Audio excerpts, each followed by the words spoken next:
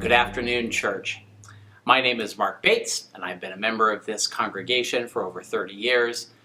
Listen, if you've spent any time around me, you probably know that I am a major sports fan.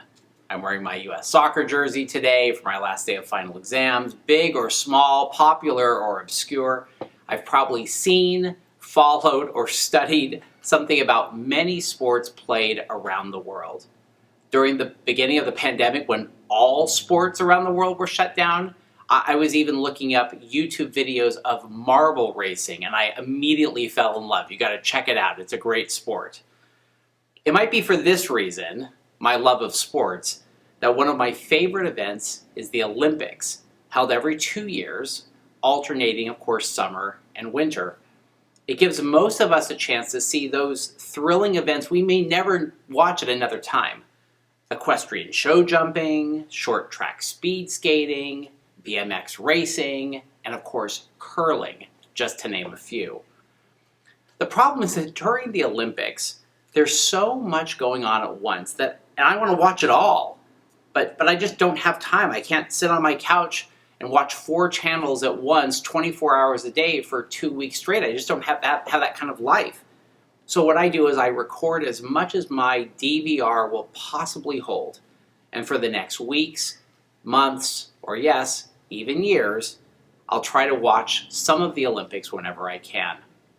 Right now, I'm watching from last summer's Tokyo Olympics, the modern pentathlon. Little trivia fact, the modern pentathlon, a combination of equestrian show jumping, fencing, swimming, shooting, and running.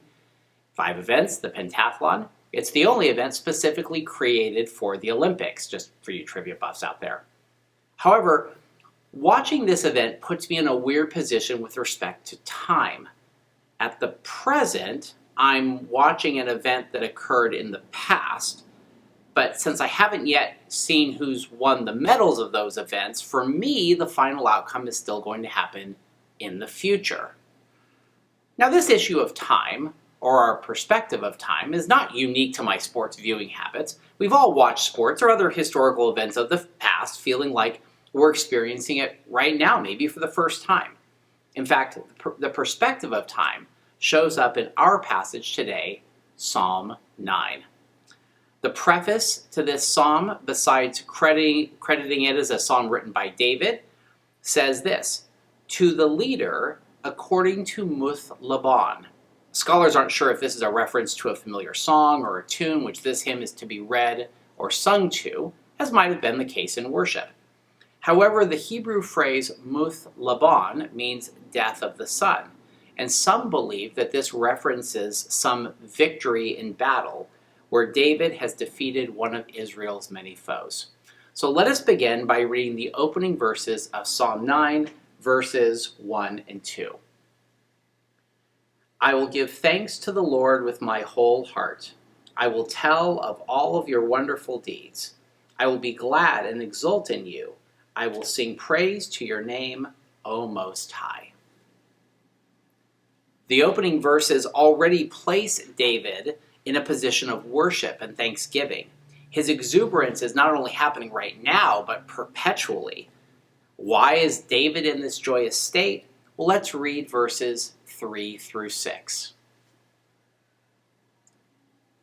When my enemies turned back, they stumbled and perished before you. For you have maintained my just cause. You have sat on the throne, giving righteous judgment. You have rebuked the nations. You have destroyed the wicked. You have blotted out their name forever and ever. The enemies have vanished in everlasting ruins. Their cities you have rooted out. The very memory of them has perished. To David, God has already proven himself as one who has protected against evil, fought for righteousness, and judged fairly. And then we get to verses 7 through 10. But the Lord sits enthroned forever. He has established his throne for judgment. He judges the world with righteousness. He judges the people with equity. The Lord is a stronghold for the oppressed, a stronghold in times of trouble. And those who know your name put their trust in you. For you, O Lord, have not forsaken those who seek you. I'm sure many of us have taken comfort in these words already, for they give us a sense of security for who God is. As we put our trust in him, he will not forsake us, and he will be our stronghold, just as he has been in the past, for the people of Israel, for our ancestors, and in our own past as well. Now, in the interest of brevity, I'm going to have you read the rest of the psalm on your own. It's only another 10 verses. But I hope you're noticing what David has already done here with respect to time through the use of verb tenses. He starts about how he will act in the future based on what has happened in the past and is settling on who God is in the present. This shifting of tenses is not really confusing, but rather gives a broad scope of who God is. We might say that this is an elevated view of God from the perspective of David, who is trying to show the reader the greatness of the Lord, not only in our own lives, but over all of history, throughout all of creation. Overall, Psalm 9 is a pretty comfortable psalm to read and a good lesson about how the wicked will be wiped away in the presence of a righteous God. However, there is one aspect of this psalm which is lost on us, unless we can read and understand the original Hebrew, which I can't, or unless we study its context of this psalm. You see, the verses of Psalm 9, when written in its original language, form an acrostic, where the first letters of certain stanzas come from the first half of the Hebrew alphabet. The acrostic continues to its completion in Psalm 10, with a connection so obvious that in most early traditions, Psalm 9 and 10 are in fact put together as a single psalm. So it's only fair that we study these two psalms together. Let's take a look at the first 6 verses of Psalm 10. Psalm 10, 1 through 6.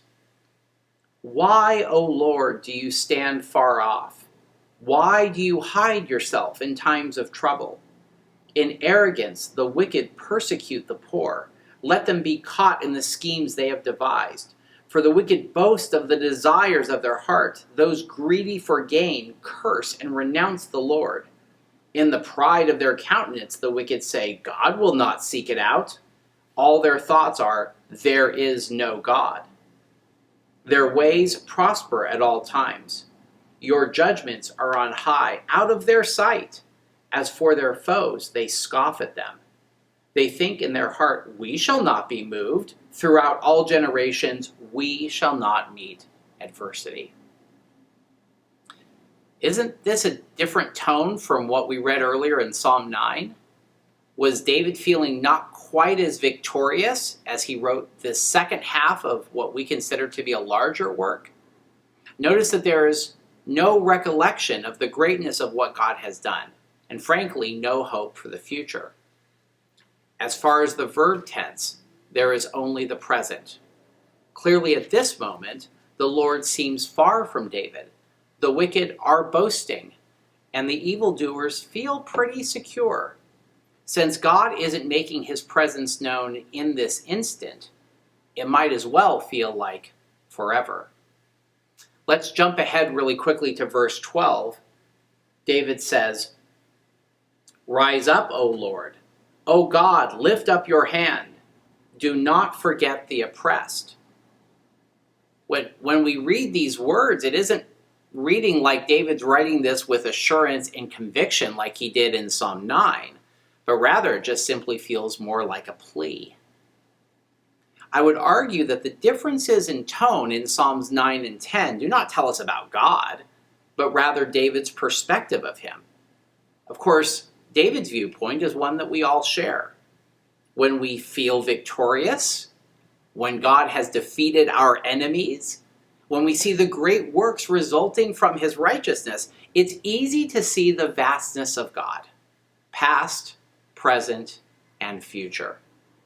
However, when we're in the midst of some trial, when evil seems to be running rampant, or when God just simply doesn't seem near, then all we can see is now. No past, no future, only where we are at this moment. I don't think it's a coincidence that we've come across these Psalms, Psalms 9 and 10, just a few days after Colleen shared the words that John portrays in Revelation 21. In this passage that we just studied last Sunday, John talks about the new heaven and the new earth, creations far in our future, but images that are frankly hard to see in the world that we live in today. Pastor Colleen preached mightily about the struggle that we face today and our hope for pressing on in Christ. If you haven't seen her sermon from Sunday, look it up on this YouTube channel and watch it right now. If you have seen it, or you were there when she preached it, I would encourage you to go back and watch it again. You see, we live as temporal beings, beings bound by the concept of time, but in a creation from our atemporal God, a being who exists outside of time. We are often swayed by the events of the moment, but which distract us from the eternity that God promises us. God has protected us in the past. He sits on the throne today, and he will continue to reign far into the future, even if we don't feel it right now. Psalm 10 does end with a glimmer of hope in the last few verses. As David writes, we're going to read beginning in verse 16. The Lord is king forever and ever. The nations shall perish from his land. O Lord, you will hear the desire of the meek.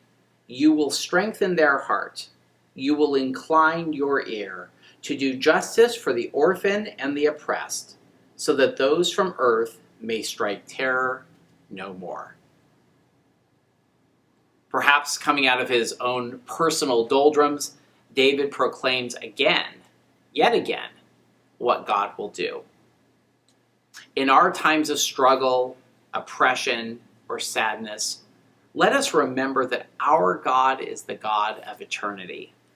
In our restriction of time, let us remember that God is beyond time and for all time. In the words of the Olympics, just because I haven't watched the event, it doesn't mean that the medals haven't already been awarded. Thank you for listening. Let us study together these two Psalms this week, Psalm 9 and 10. Thank you for being with me, church, and I hope that you have a great day. This has been Wednesday Word with the Free Methodist Church of Santa Barbara. We hope that you will join us for worship this week. For information about our service times, visit fmcsb.org.